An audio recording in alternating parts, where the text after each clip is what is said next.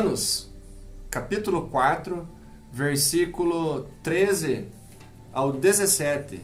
Eu já peço que todos os irmãos e os nossos ouvintes estejam, se possível, com sua Bíblia em mão, acompanhando e tomando nota de cada versículo e cada capítulo que aqui é falado. Então a nossa leitura hoje será no capítulo 4, do verso 13 ao 17. E assim diz a palavra do Senhor. Não foi por intermédio da lei que Abraão ou a sua descendência coube a promessa de ser herdeiro do mundo, e sim mediante a justiça da fé. Pois, se os da lei é que são herdeiros, anula-se a fé e cancela-se a promessa. Porque a lei suscita ira, mas onde não há lei, também não há transgressão. Essa é a razão porque provém da fé, para que seja segundo a graça, a fim de que seja firme a promessa para toda a descendência, não somente ao que está no regime da lei, mas também ao que é da fé, que teve Abraão, porque Abraão é pai de todos nós. Como está escrito, por pai de muitas nações te constituí. Perante aquele no qual creu, o Deus que vivifica os mortos e chama à existência as coisas que não existem. Amém? Pai, muito obrigado pela Tua palavra.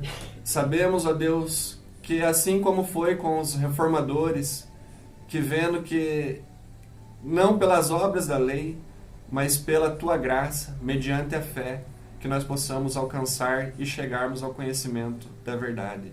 Assim como o nosso pai da fé, Abraão. Então Deus nos dá graça agora, em nome de Cristo, para que possamos aplicar a Tua palavra. Em nome de Jesus. Amém. Nenhuma promessa, meu querido ouvinte, do Evangelho é mais básica e precisa que o perdão de pecados. É isso que precisamos. Precisamos do perdão de pecado. E não de promessas falsas, como temos escutados em nosso contexto mundial, quem dirá brasileiro, quem dirá em nossa cidade. Quando nossos pecados se levantam contra nós, afundamos debaixo do peso da convicção, conhecendo a justeza das acusações contra nós. Quer dizer, quando nós conhecemos e nos afundamos debaixo desta convicção, vemos as acusações que a lei nos revela contra nós. Queremos saber que Deus terá misericórdia de nós e tirará de nós a nossa culpa. Mas como um Deus justo pode perdoar pecados? Ele pode. Ele pode perdoar pecados. Ué, mas Deus não é justo? Como Ele pode perdoar eu e você, que somos pecadores? Deus não pode negar a si mesmo e permitir que o pecado fique sem punição, porque Ele é justo. E agora o que faremos? Hoje, os pecadores têm se recusado o amor e a obediência que lhes são devidos como Criador.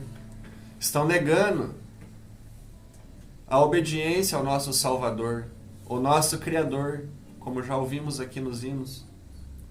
Mas como resultado, o pecador é devedor da justiça divina, moral e espiritual, seja completamente paga. Veja bem, o resultado que o pecador é devedor da justiça divina e precisa perecer sobre a ira de Deus, a menos que a sua dívida moral e espiritual seja completamente paga. Então nós temos uma dívida. E como essa dívida pode ser quitada? Como essa dívida pode ser paga? Hoje e sempre foi assim. As pessoas perguntam como essa dívida pode ser paga. Martinho Lutero descobriu. Ele era um monge que se devotava à oração, que fazia penitência, mas ele viu que não tinha resultado nenhum. Este é um exemplo para nós. Quando ele leu Romanos, capítulo 1, versículo 16 e 17, ele entendeu que é somente pela fé, através de Cristo, não através de nós, do que nós podemos fazer, ou de que uma instituição religiosa pode fazer, mas o que nós fazemos entregando e colocando a nossa fé perante o Senhor, mediante a graça e o sacrifício do nosso Redentor. Porque as obras da lei não podem fazer nada, não pode quitar essa dívida. Nada que eu e você façamos irá quitar a nossa conta com o nosso Salvador. Isto não será possível. Você vai passar a vida inteira tentando e não vai conseguir. Não é por aquilo que eu faço, ou aquilo que eu tento fazer, não. Mas Paulo responde, no versículo 13, não foi por intermédio da lei que Abraão ou a sua descendência coube a promessa de ser herdeiro do mundo. Herdeiro do mundo, sim.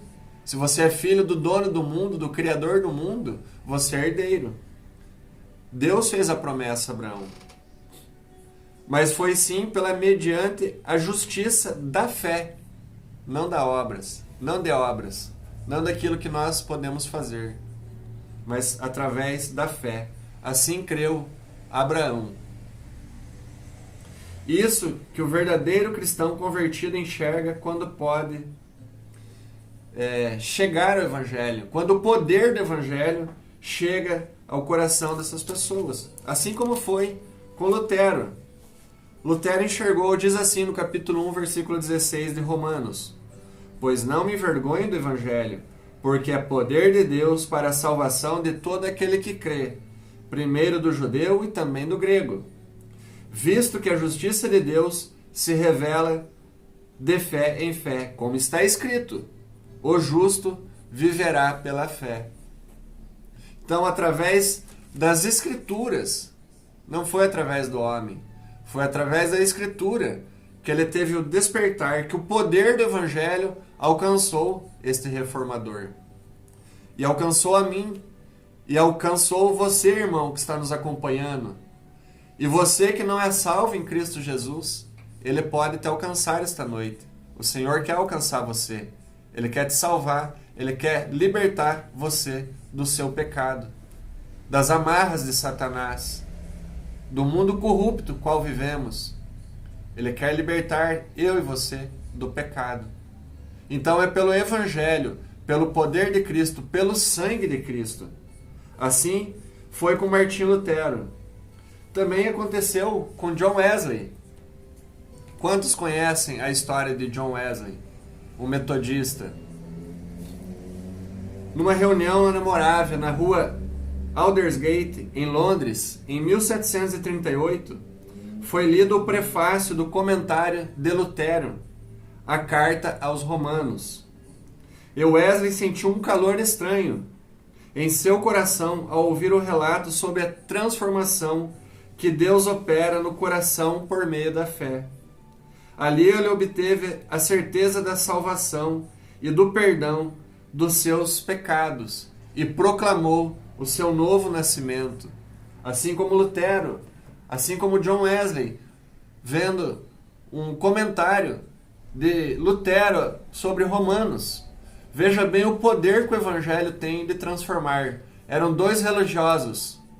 John Wesley era religioso, ele era fiel, poderoso nas Escrituras, conhecia as Escrituras, mas não tinha o poder de Deus. Assim como Lutero, era um monge que se dedicava à palavra, mas enquanto Deus, através do Espírito Santo, não trabalhou em seu coração para operar o milagre. Qual o maior milagre? A salvação, através da graça. Então, através da palavra de Deus, somente a Escritura podemos chegar ao conhecimento da verdade. É a boca de Deus falando, não a boca do homem. Por isso, quando você for na sua igreja, não importa qual você está indo. Importa que a sua igreja pregue a verdade. Importa que a sua igreja tenha esses 5 pilares, as 5 solas. Então precisamos ter somente a Escritura, somente a fé, somente a graça, somente Cristo, somente a Ele a glória. Então importa se a sua igreja é fiel às Escrituras e o pregador está pregando a palavra. Então, querido ouvinte, em outras palavras, diz que Paulo está dizendo que Deus puniu o pecado em seu Filho amado, Jesus, com a morte vergonhosa e amarga naquela cruz do Calvário, por mim e por você. Ele foi aquele que quitou a minha dívida, que quitou a sua dívida, querido irmão, e pode quitar a dívida sua, pecador que nos acompanha esta noite. Não importa se você tem um cargo elevado na sua empresa, não importa se você é um doutor, não importa se você é apenas um auxiliar de serviço. Perante Deus somos todos iguais, todos pecadores e necessitamos da glória de Deus. O texto diz que não há nem grego, nem judeu, nem livre. Deus não faz acepção de pessoas. O Evangelho alcança todos. Então Cristo foi o pagamento dessa dívida. Não foi através da lei. Que diz assim, versículo 16. Versículo 15. Porque a lei suscita ira, mas onde não há lei, também não há transgressão.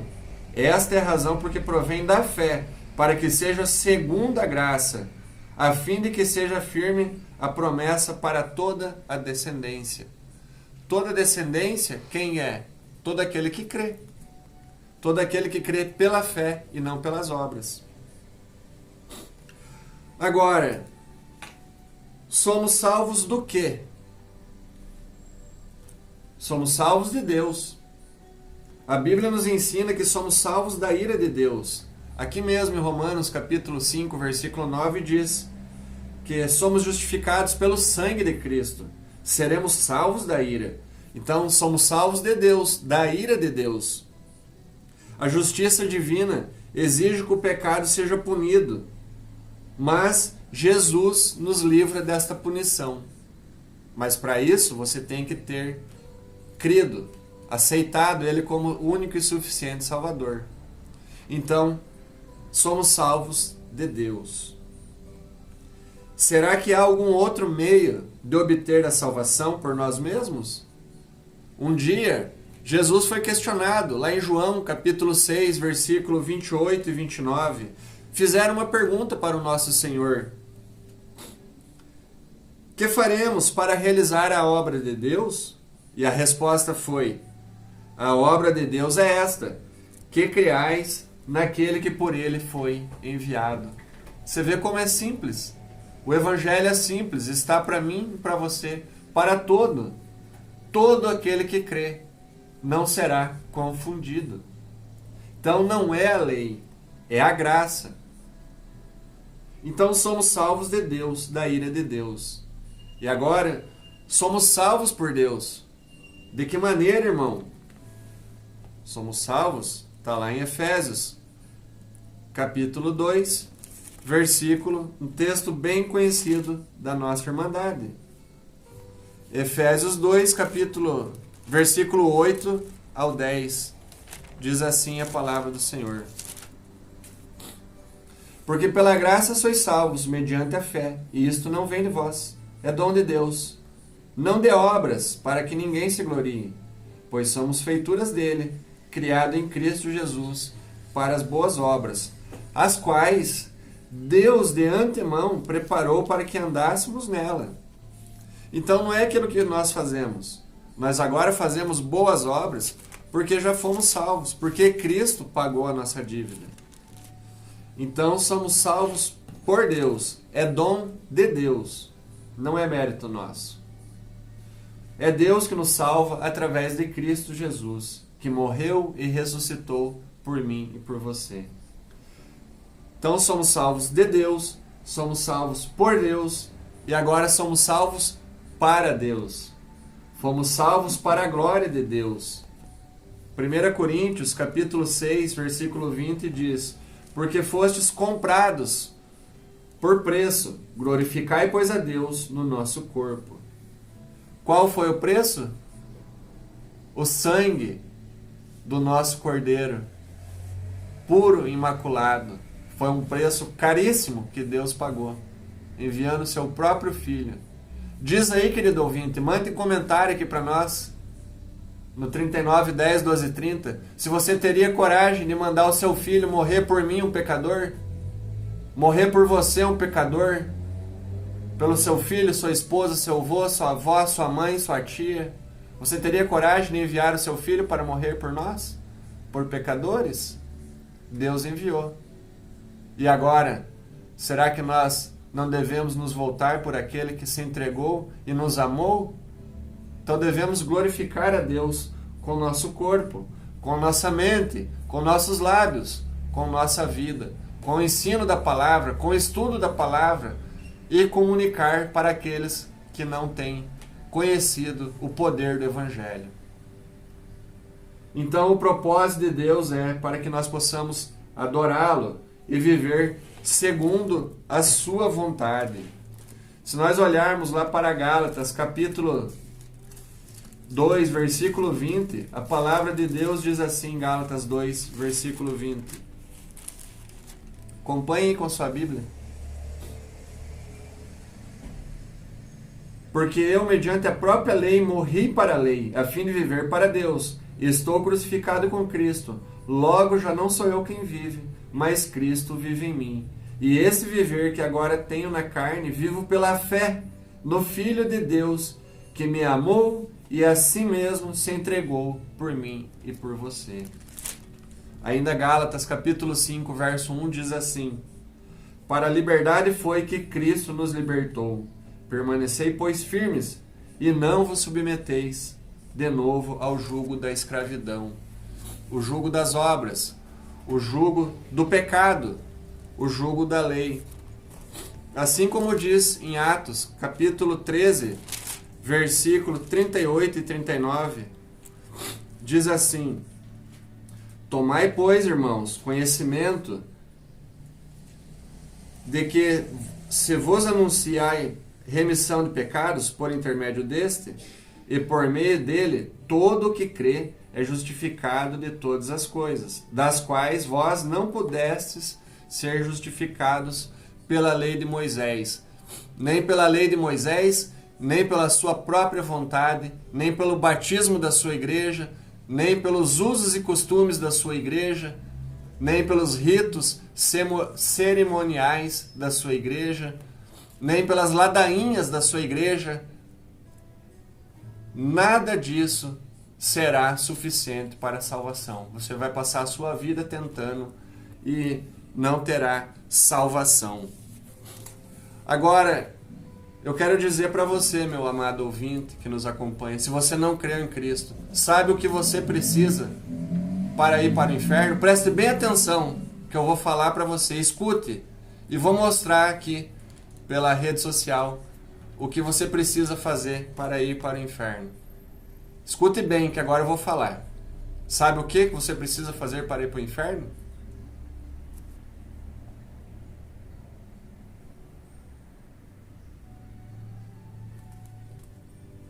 Escutou alguma coisa, irmão? Não. Isso mesmo. Você não precisa fazer nada.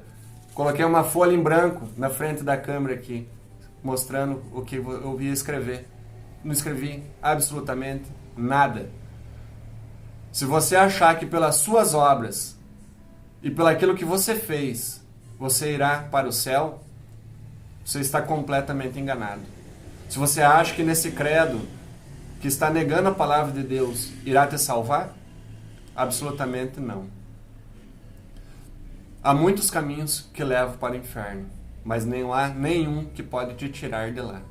Agora há um caminho, um único e exclusivo caminho que te leva para o céu. Jesus Cristo disse: eu sou o caminho, a verdade e a vida. Ninguém vai ao Pai senão por mim. Então, volte para o Senhor. Volte para Ele. Não se firme nas obras. Não se firme naquilo que você pensa que pode fazer. Mas firme no Senhor e Salvador Jesus Cristo. Ele é o nosso Salvador eterno. Amém? Que Deus abençoe, que a palavra possa chegar ao teu coração. Medite, leia a Bíblia, acompanhe os versículos que foi dito aqui e Deus estará trabalhando no meu e no seu coração. Amém?